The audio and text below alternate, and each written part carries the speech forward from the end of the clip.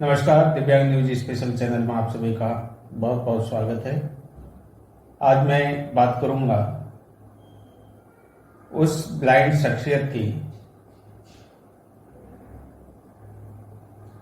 जिसे एक देश में जिले का कप्तान बनाया गया, यानी उस जिले की सुरक्षा की जिम्मेदारी पुलिस ऑफिसर के रूप में ब्लाइंड को सौंपी गई। और इसके अतिरिक्त किसी भी देश में इस तरह का उदाहरण नहीं मिलता है कि किसी ब्लाइंड को उच्च पद पर यानी हाई पोस्ट पर भेजकर इतनी बड़ी जिम्मेदारी दी गई हो। लेकिन जिस व्यक्ति के विषय में मैं चर्चा कर रहा हूँ वो पहले पुलिस सेवा में ही था और ब्लाइंड होने के बाद भी उस देश की सरकार ने, वहाँ की होम मिनिस्ट्री ने उसे जिले के कप्तान की जिम्मेदारी दी और उसको अच्छे से निभाया भी। देखा जाए तो पुलिस केवल शक्ति से ही काम नहीं लेती है, शारीरिक बल से ही काम नहीं लेती है। जो आला अफसर होते हैं वो नीति बनाते हैं, उनके नीतिगत फैसले होते हैं, प्लानिंग के तहत किसी घटना तक पहुंचते हैं और अपराधों पर रोकथाम भी करते हैं। और इसी के लिए ये ब्लाइंड ऑफिसर जाना जाता था। मामला 2017 से पहले का है।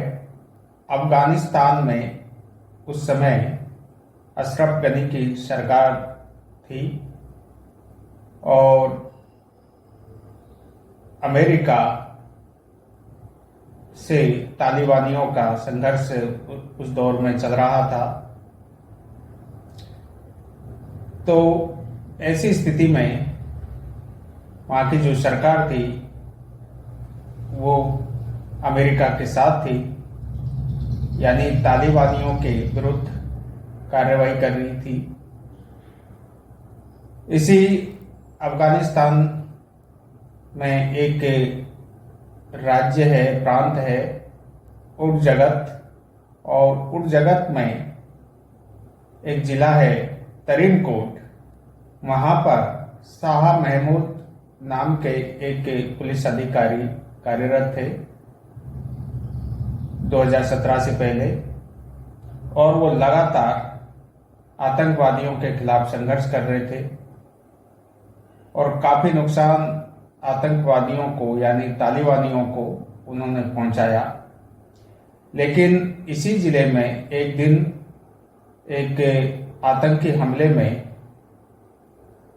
वो घायल हुए, उनकी आंखों की रोशनी चली गई और आंखों की रोशनी चली जाने के बाद भी लगातार उनको इसी क्षेत्र में कार्यरत रखा, यानी जब तक उनकी आंखों का इलाज चला उन्हें पद से अलग नहीं किया गया, उनको पद पर रखा। हालांकि फील्ड में नहीं थे लेकिन पद पर बने हुए थे। जब डॉक्टर ने उन्हें 100% ब्लाइंड घोषित कर दिया तो सरकार के सामने ये सवाल खड़ा हुआ कि शाह महमूद को पुलिस सेवा में रखा जाए या नहीं। तो वहां की होम मिनिस्ट्री ने सोच समझकर फैसला किया कि शाह महमूद को तरिनकोट की नहीं किसी अन्य जिले की जिम्मेदारी कप्तान के रूप में, पुलिस कप्तान के रूप में सौंपी जाए। हालांकि इसको लेकर काफी आलोचना भी होने लगी, लेकिन होम मिनिस्ट्री ने निश्चित किया और उसका ये फैसला था, सोच समझकर ये फैसला किया और शाह महमूद को उसी प्रांत यानी उर्जगत प्रांत का देराबुल डिस्ट्रिक्ट है, उसका एसपी यानी पुलिस कप्तान बनाया गया, जिले की जिम्मेदारी सौंपी। और जो विरोध करने वाले थे उनको होम मिनिस्ट्री की तरफ से जवाब दिया गया कि शाह महमूद तालिबानियों के खिलाफ लड़ते रहे हैं, काफ़ी नुकसान उनको पहुंचाया है, काफ़ी संघर्ष किया है और एक जज्बा है, साहस है। इसके अतिरिक्त सबसे बड़ी जो चीज़ है वो है इनकी शानदार प्लानिंग आतंकवादियों के खिलाफ, अपराधियों के खिलाफ, और उसी प्लानिंग को देखते हुए कि अपने सोच समझ से, अपने दिमाग से ये आगे भी प्लानिंग कर सकते हैं और अपने मार्गदर्शन में तालिबानियों के खिलाफ फिर से संघर्ष कर सकते हैं। ये वहाँ की जो होम मिनिस्ट्री थी उसकी तरफ से तर्क दिया गया। इसीलिए मैंने कहा था कि हर जगह शारीरिक बल ही काम नहीं आता है, ऐसी प्लानिंग भी बहुत ज़्यादा मायने रखती है जो परिस्थिति को देखकर तैयार की जाती हैं। और इसके लिए जाने जाते थे शाह महमूद। भारत के एक सेवानिवृत्त न्यायाधीश की बात मुझे याद आती है, तो मैंने पूर्व में भी एक बार जिक्र किया था। उन्होंने कहा था कि भारत में जब भी सरकार कोई योजना बनाती है और उस योजना में जो दिव्यांग लोग हैं उनको शामिल करना चाहिए, क्योंकि दिव्यांग लोग बेहतर प्लानिंग कर सकते हैं, योजनाओं में बहुत मदद कर सकते हैं। ऐसा उस सेवानिवृत्त न्यायाधीश का मानना था। और अर्थशास्त्री भी इसके इर्द गिर्द बातें कहते रहे हैं। जब दिव्यांगों को रोजगार देने की बात आती है, जीडीपी की बात आती है, तब उनका भी ये मानना है। और इसका सबसे बड़ा उदाहरण मिलता है वो शाह महमूद के रूप में मिलता है।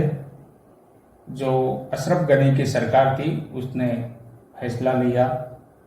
बाकी इंग्लैंड का भी मुझे एक जिक्र याद आता है, एक घटना जो मैंने पढ़ी थी। उसमें भी जो खुफिया एजेंसी है इंग्लैंड की, नाम तो मुझे याद नहीं आ रहा है, उसका एक एजेंट ब्लाइंड को बनाया गया और काफी बाद में उसकी चर्चा भी हुई और काफी सफल रहा एजेंट के रूप में। यानी ब्लाइंड को अगर शामिल किया गया है इन चीजों में, तो उनकी प्लानिंग और उनकी सोच किस तरह से प्लानिंग को अंजाम देना है, उसी वजह से शामिल किया गया था। चाहे शाह महमूद की बात करें या उस खुफिया एजेंसी के एजेंट की, सभी को इसी वजह से सरकार ने चुना। भारत की यदि बात करें तो भारत में स्थिति थोड़ी अलग है। 18 अगस्त 2021 को भारत सरकार ने पुलिस सेवाओं से 4% जो दिव्यांग आरक्षण मिलता है उसको समाप्त किया। और समाप्त किया तो जो आगामी भर्ती थी उनमें रोजगार की इन सेवाओं में संभावना थी वो खत्म हो गई। 2 नोटिफिकेशन इसके लिए जारी किए गए और उसमें कहा गया कि जो विभिन्न सेवाएं, इस प्रकार 9 ऐसी सेवाएं थी पुलिस से जुड़ी जिनमें आरक्षण समाप्त किया गया। गोवा में 2021 जो नोटिफिकेशन जारी किया गया था, इससे पूर्व एक भर्ती निकली थी और उसमें 34 पद जो है दिव्यांगों के थे क्लर्क के लिए, वो भी इस नोटिफिकेशन के बाद में समाप्त हो गए। और आगे जो भर्ती की गई थी राज्यों में, उसमें पुलिस सेवाओं में आरक्षण नहीं दिया गया अन्य पदों के लिए। जो लड़ाकू पद है या कुछ ऐसे पद है उनमें तो पहले भी नहीं लिया जाता था, ये बात सही है। लेकिन क्लर्क या डी ग्रुप की जो भर्ती थी उनमें दिव्यांगों को लिया जाता था। बाद में इस नोटिफिकेशन के बाद में वो जो संभावना है वो पूरी तरह से खत्म हो गई। यानी 4% जो आरक्षण ही समाप्त हो गया तो फिर रोजगार इस क्षेत्र में मिलना संभव ही नहीं है। तो इसीलिए मैंने कहा कि अफगानिस्तान जैसे देश में एक ब्लाइंड, उसके कार्यों को ध्यान में रखते हुए उसकी योग्यता, उसकी क्षमता, उसकी सोच समझ, इन सब को ध्यान में रखते हुए उसे एक जिले की सुरक्षा की जिम्मेदारी दी गई। शाह महमूद खुद फील्ड में जाकर बंदूक नहीं उठा सकते थे, लेकिन वो प्लानिंग कर सकते थे और अपने अधीनस्थ जो कर्मचारी थे उनसे कार्य उन्होंने करवाया। 2017 जून में जब उनको उस पद पर वापस लिया गया तो उसके बाद भी उन्होंने कार्य किया। 2021 अगस्त में तालिबानियों का कब्जा वहाँ की सत्ता पर हो गया। उसके बाद में शाह महमूद को मुझे लगता है कि कुर्सी से हटा दिया गया होगा, क्योंकि वो तालिबानियों के खिलाफ थे, उन्होंने संघर्ष किया। तो ये संभव नहीं था कि सत्ता में तालिबानी आए और उसके बाद में उनको उस कुर्सी पर बने रहने दिया जाए। भारत में जो बेरोजगारी है वो चरम पर है। दिव्यांगों की यदि बात करें, ब्लाइंड की बात करें, और ब्लाइंड के लिए तो बहुत मुश्किल होता है रोजगार पाना, क्योंकि यहाँ RPWD एक्ट में भी ऐसा कोई प्रावधान नहीं किया गया है प्राइवेट सेक्टर के लिए, उसको कानून के दायरे में नहीं लाया गया है, RPWD एक्ट के दायरे में नहीं लाया गया है कि वो रोजगार देने के लिए बाध्य हो। जैसे जर्मन में 25% दिव्यांगों को जब कोई कंपनी भर्ती निकालती है तो उसमें लिया जाता है, फ्रांस में 20%, यूक्रेन में 20%, अन्य देशों में भी इसी तरह से लिया जाता है। लेकिन भारत में निजी सेक्टर बाध्य नहीं है दिव्यांगों को रोजगार देने के लिए, उसको इससे एकदम फ्री रखा गया है RPWD एक्ट। काफी विरोध भी उस समय हुआ था, काफी मांग की गई, लेकिन सरकार ने नहीं माना। और यही कारण है कि लगभग 15 करोड़ दिव्यांग बताए जाते हैं, सरकारी आंकड़े नहीं है, लेकिन जो दिव्यांग संबंधित मामलों के जानकार है उनका मानना है, और जिसमें से 34 लाख दिव्यांग केवल सरकारी और गैर सरकारी सेक्टर में कार्यरत हैं। तो ये स्थिति है। 2015 तक का जो दिव्यांग संबंधित बेरोजगारी का डेटा सरकार के पास मौजूद था, और 2016 के बाद में तो वो भी उपलब्ध नहीं है, ऐसा कहा जाता है। तो इस तरह की स्थिति है।